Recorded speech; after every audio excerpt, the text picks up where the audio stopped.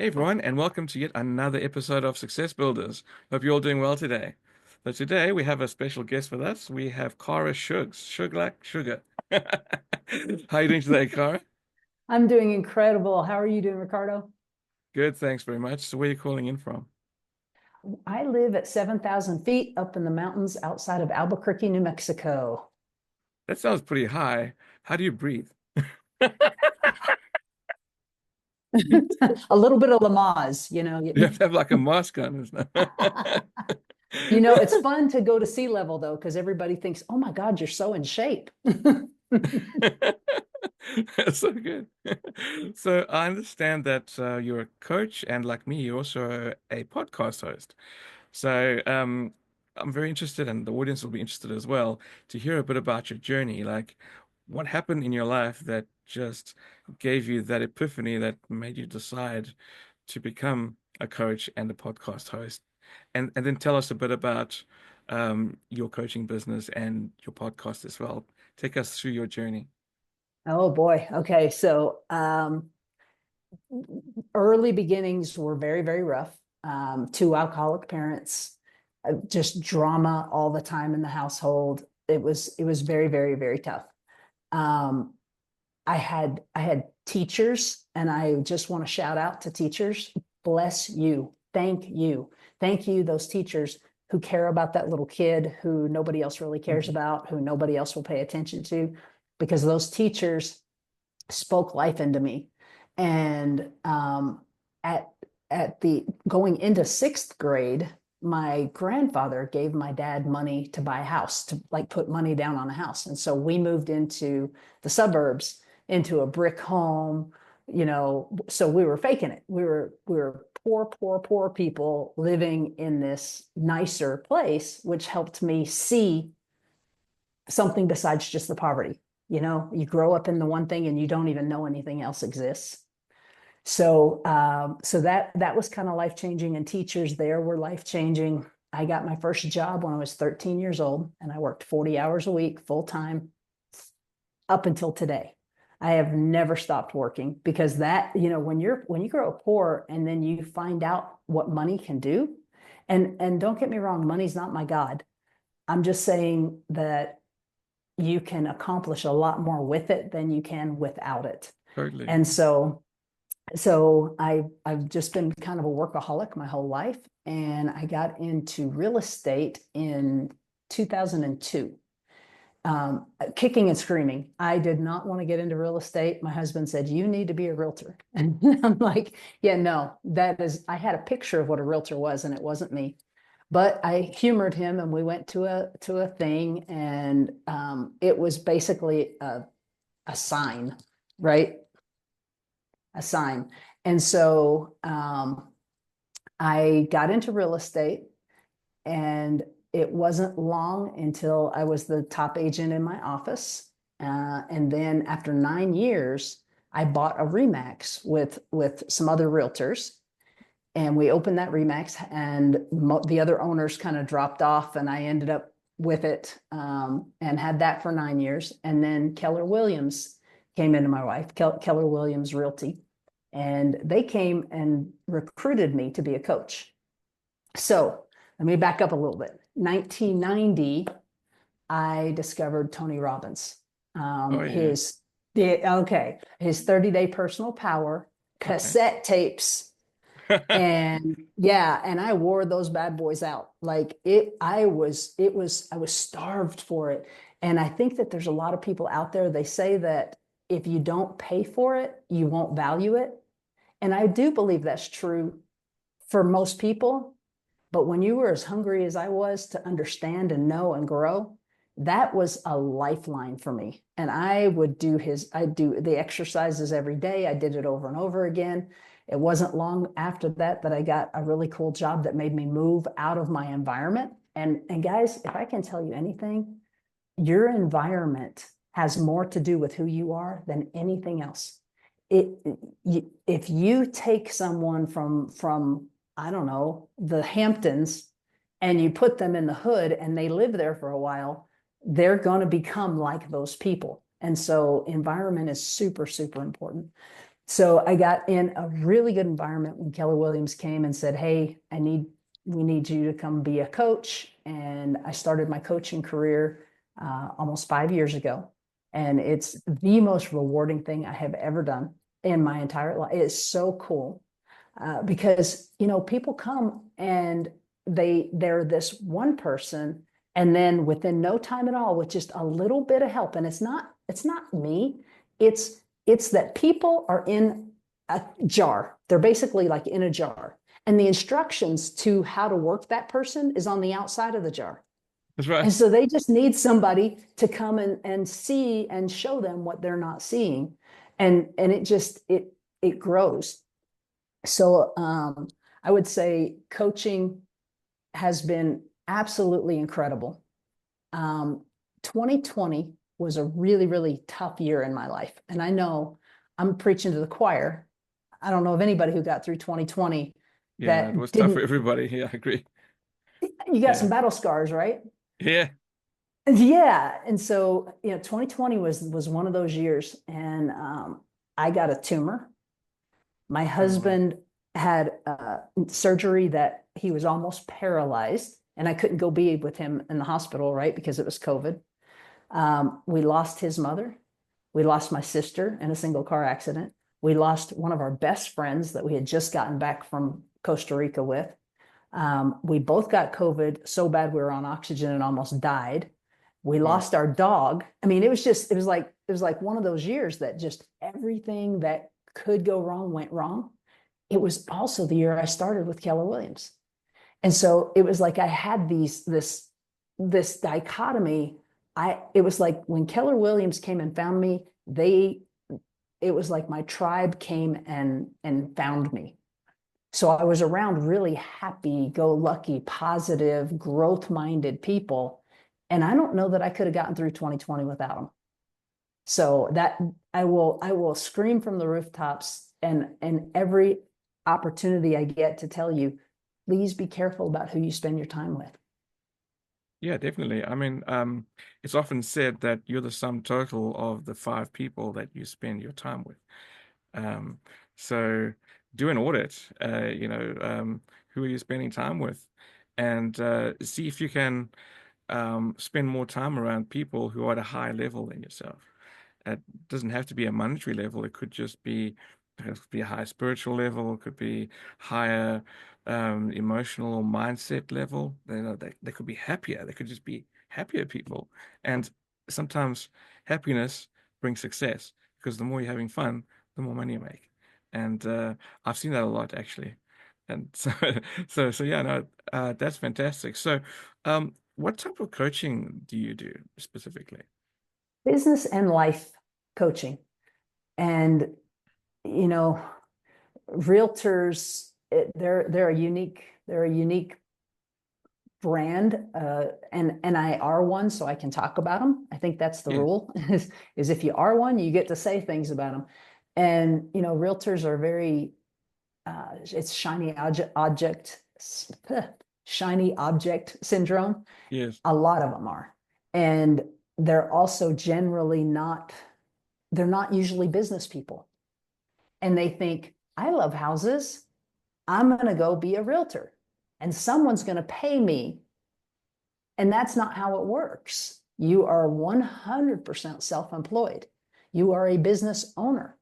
And I bet at least 90% of realtors, when they walk into this industry, they don't realize that. They're not thinking, I just bought a business. They're thinking, oh, I'm just going to go sell houses and it's going to be wonderful. And, so they really do need, they really do need coaching. I mean, we all do. Look at Tiger Woods. Hmm. Tiger Woods has like 9 different coaches when he was actually playing all the time. He had like 9 different Okay. coaches. Interesting. Not one of those coaches was better than Tiger Woods. Why would he hire a coach? Well, he could still get some benefit from each one. And even if you get one nugget from each one, so he's a combination of nine of them. So he's nine times better in a way. That's it.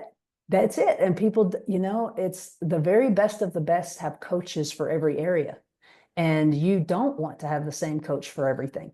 You know, Hmm. if you're a piano aficionado, you don't want a coach who is a business coach to come and help you with your piano.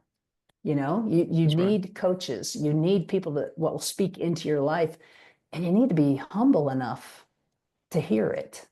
And that's hard. That's, Yeah, that's I would say, one of the special things about the coaching that I'm doing now, which has evolved. I didn't even really get into that yet, but one of the special things about it is it bypasses your conscious left brain thinking, and it goes directly to your subconscious. And I don't know if you know this or not, but the body doesn't lie. Have you ever been muscle tested? no. Okay, so it's a big thing with like chiropractors. All right. A lot of them will do that, and holistic healers do that. And so they'll take, like, let's say you've got, your aspirin or whatever, and All you right. hold your aspirin, and then you hold your arm out, and it's not a strength thing. It's just you will be stronger when it's something that's good for you, and you will be weak if it's something that's bad for you. And so so in other words, your body doesn't lie. Your body will tell you the truth. Your body knows whether or not you should put that pill in your mouth.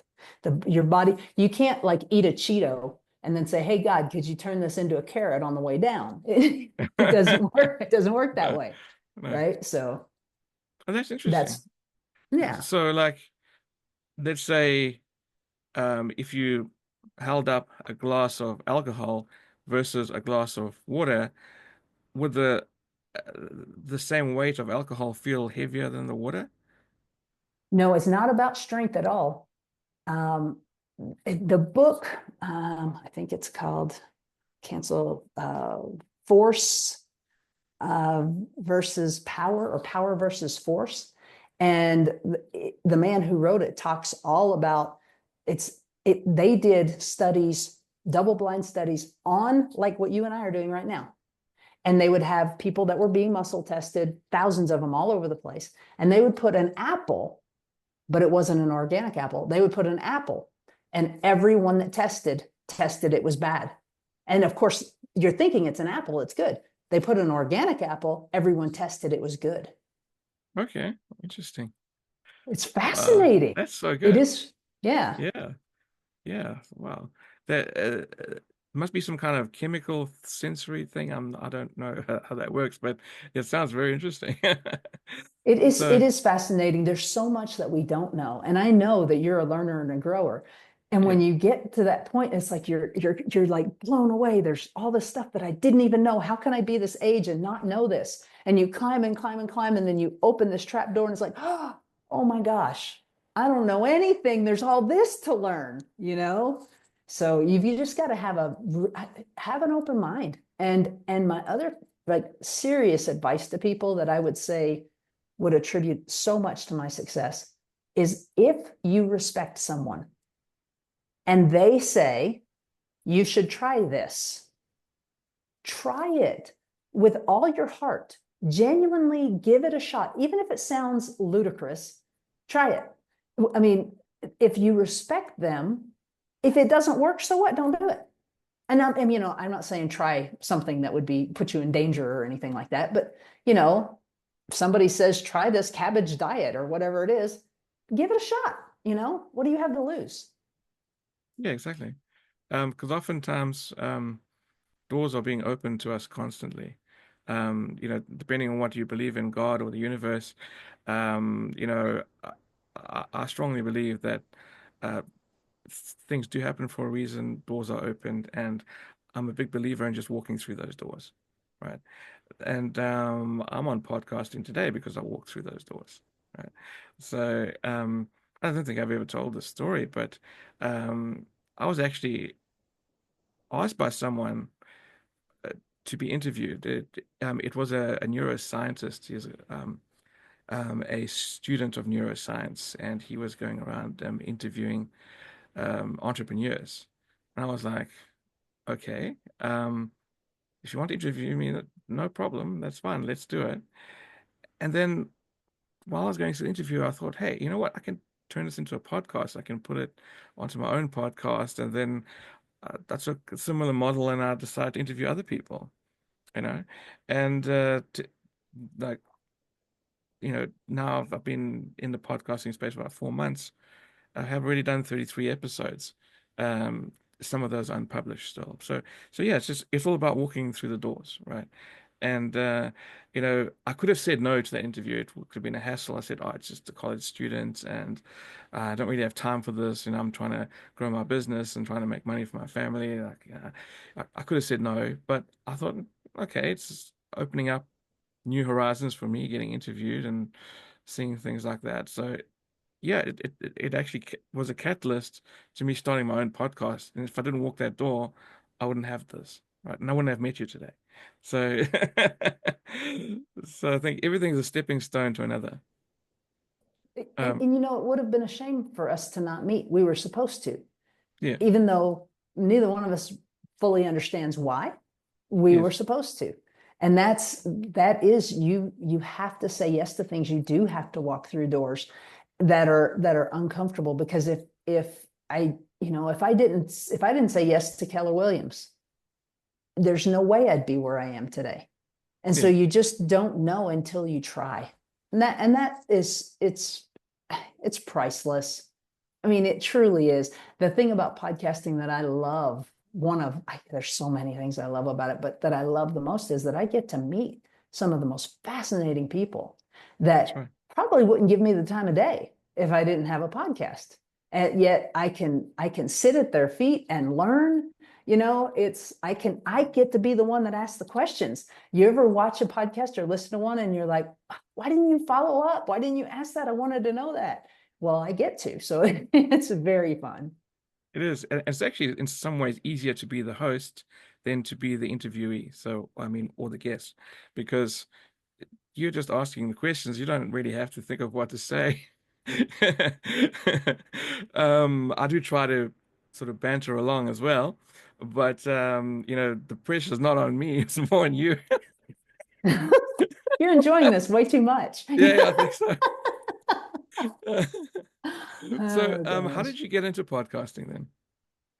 My marketing director, I owned a real estate team, Casa Dream Team, which I just sold in November to a business partner that I kind of brought up in the industry. She's doing great with it. I'm so proud of her.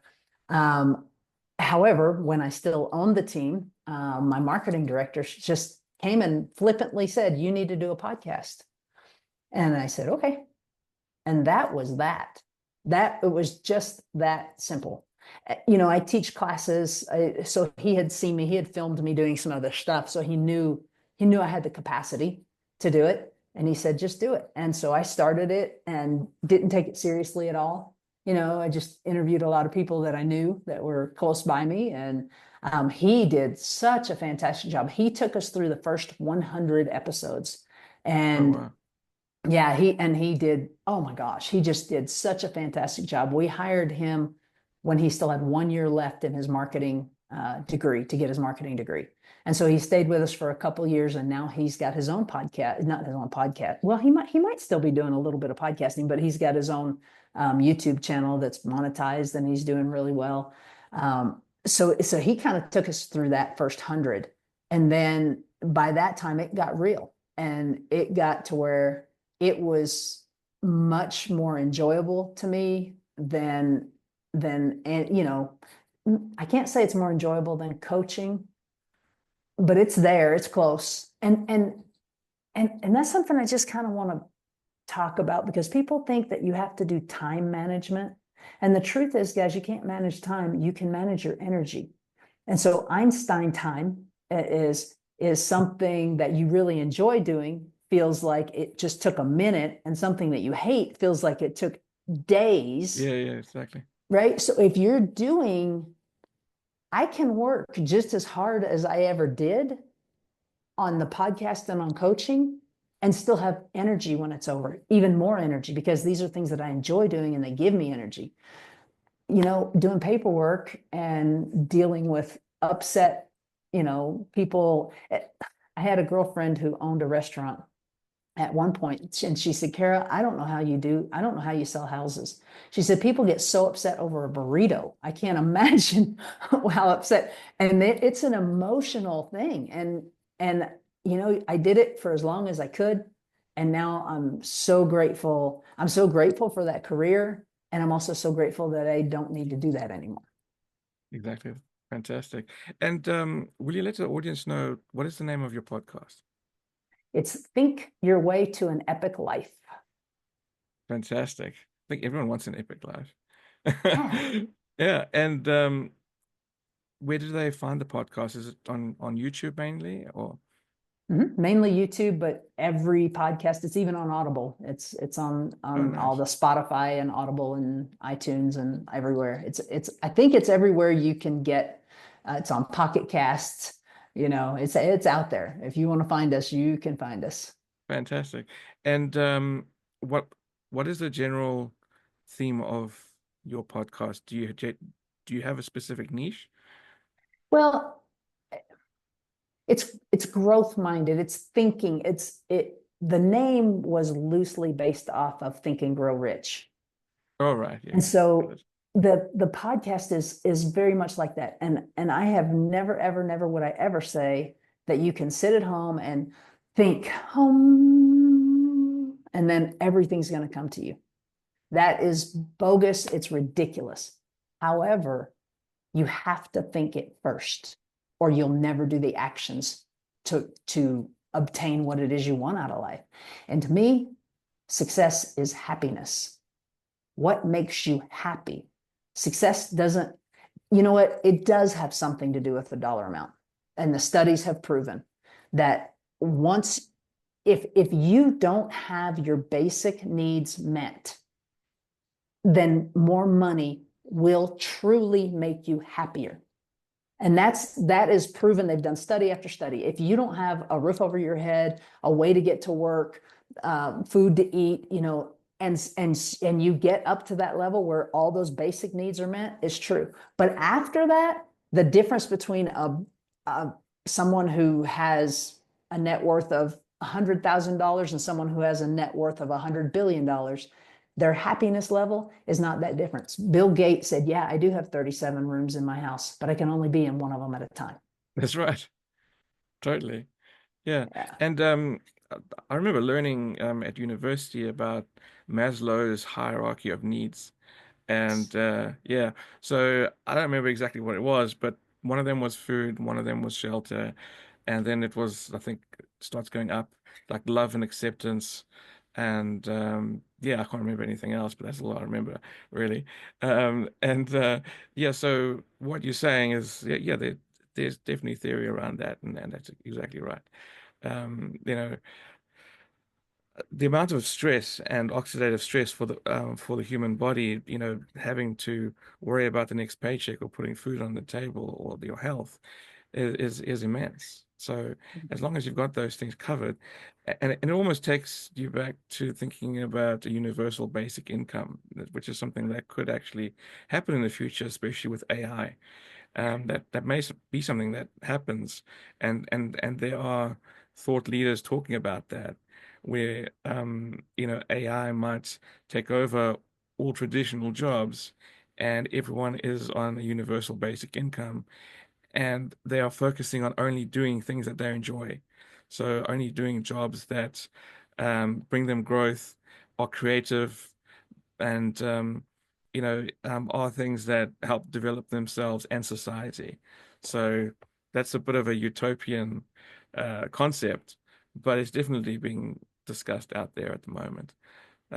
So yeah, totally. I fully agree with you that you need to have your needs met, and then you can start increasing your happiness. So that's super cool. Um, yeah, and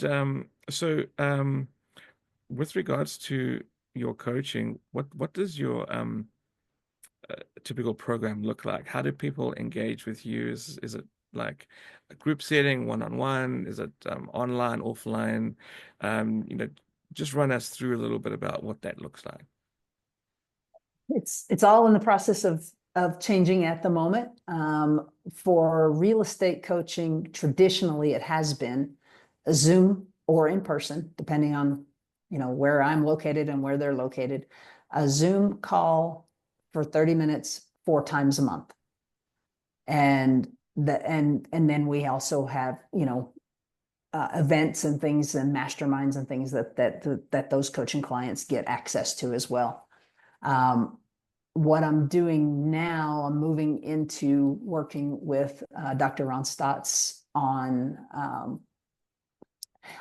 it's a more I am actually using what I've learned from him with my coaching clients in real estate, and they are loving it. I mean, it's so shocking what a difference it makes. And I was very, very concerned because I'm going into business with him. I was very concerned that it was only working so well for me because I had such a really horrible childhood.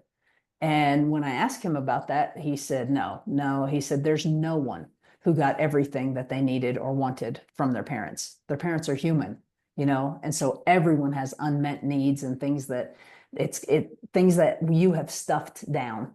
And when you stuff down instead of deal with it, which is very common, I think, especially for women, you just like, oh, I'll just deal with it. I'll just stuff. It's okay. Yeah, it's okay. Well, that stuff comes back. It Mm. comes back to bite you. You can't, your body actually literally is holding all this trauma and all these things that have happened in your lifetime.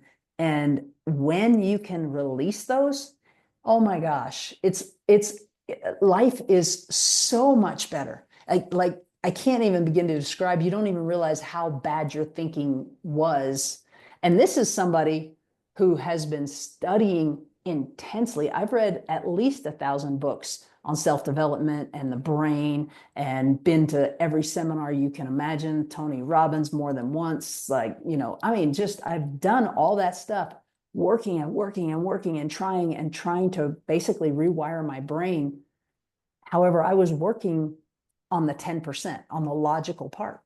Right. This works on the 90% on the subconscious. And so it goes right in there, and you have the realization.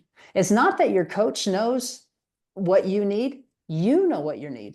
Your coach knows the question to ask you to help pull that out, and how to get you've got to get in state. There's breathing involved in sentence finishing, and it's pretty interesting. So cool. I've actually heard the saying that goes something like success is 20% strategy and 80% mindset. So it's very similar to what you're saying, is that you need to work on yourself first, all the inner work, and then strategy and systems and all that is only 20% of it. But you have to be confident enough to be able to present yourself out there. If you can have all the best systems in the world, but if you show up meek and scared and um, yeah, then no one's going to trust you, So um, you have to work on yourself first. That's so important. And you know, thank you for sharing that with us. What we'll do is we'll include links inside the description to both your podcast and to your coaching. And anyone who is looking for assistance or wants to be on your podcast can reach out to you, and that'll be absolutely amazing because you seem like someone that's very nurturing and also very smart as well. So, yeah, that's we'll have it all there for the audience to be able to connect with you, right? Um, so, in closing, do you have any value or um, anything you want to impart to the audience before you leave? Ooh, gosh, there's so much. I would say talk to yourself. Don't listen to yourself. That's actually a good one. Yeah, It's not original. I wish I could take credit for it. However, it's if if you guys that are listening, if I was to talk to you the way you talk to you sometimes, even one time, if I was to talk to you that way, you wouldn't let me anywhere near you or your family or your house or anything. You would go, "Oh God, no, you are not speaking into my life like that." Yet you allow yourself to do it, and you gotta stop. true. 100%. And so, um, oh, that actually brings me back to something I just saw. So I was watching this video about structured water and how, um, scientists were doing some tests where they spoke into different glasses of water, and then they put it under some kind of light microscope or something to look at the structure. And the ones that they spoke to nicely had like a very symmetrical snowflake type of uh, projection. And the ones that they shouted at had a very haphazard looking structure. So our bodies are 85% water.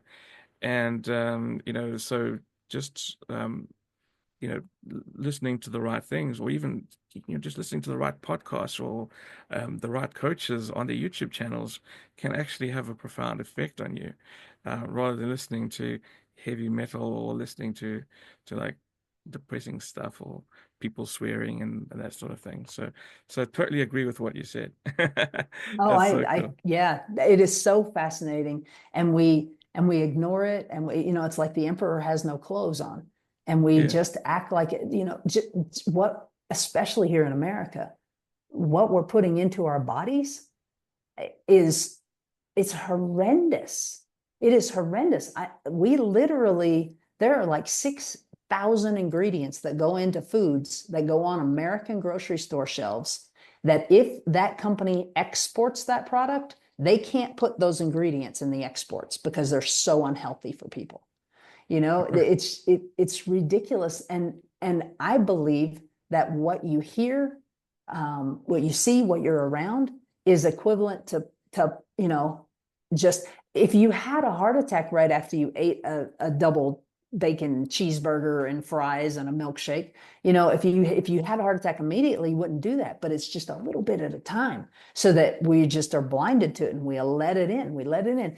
One really good example of this, now this has been quite a few years back, but my mother-in-law wanted my husband and I to watch this movie called Hachi. It had Richard Gere in it, and it was about a dog. And she's like, "You have to watch it." And she kept and we don't watch TV, but she kept bugging and kept bugging and kept bugging. And one night she called us, and we were at home, and she said, "Please, it's on. Please watch it." And we said, "Okay, okay, we'll watch it." And so we turn on this movie. We had not watched television in so long, and it was like regular television with commercials. Yeah. The commercials, we were both just like appalled at what we were seeing and hearing. It was like, No, oh it's my terrible gosh. nowadays. Yeah, it's horrible. And that was probably 10 years ago. And we of course don't watch TV now, but I heard somewhere recently that's one of the things that rich people don't do, that poor people do, is watch television. And and yes, I know.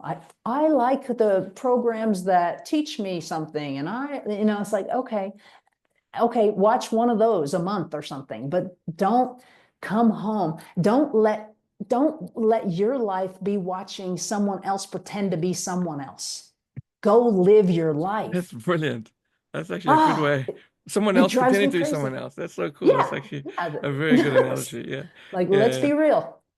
Yeah. Yeah. No, that's so cool. Well, thank you so much for being on the show.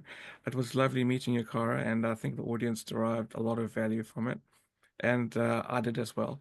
So, yeah, please, everyone who's watching, reach out to Kara if you need to level up your life. I'm sure she'll be one of those 5 people that you definitely want to be around. So, thank you so much again, everyone, for tuning in. And remember, as we usually say, dream big and build bigger. Until next time, bye, everyone.